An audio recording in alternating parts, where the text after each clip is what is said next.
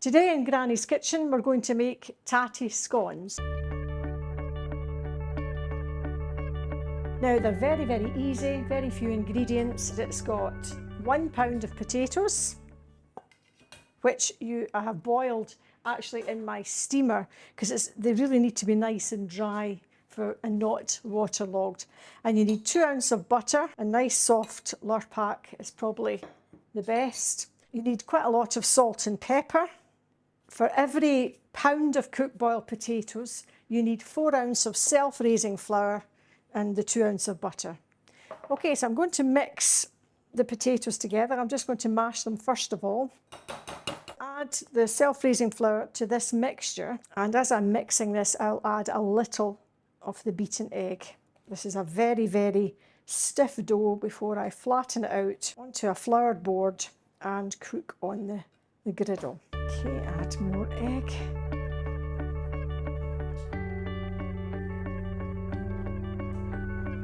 Okay. And you don't want it to be too hot, it'll be very difficult to mix. Right, so I'm going to turn some of this out onto the floured board. I'll just keep a little flour here at the side for mixing. Some in the hands. So flouring my hands, just work with that mixture. You can use a rolling pin or just maybe the back of a spoon, but you want them to be fairly thin. So flour the rolling pin, get them rolled out a little bit finer than they are. It doesn't matter if they're quite floury when they go on, they'll be fine once they're cooked. Now you often see potato cakes in a kind of triangle shape.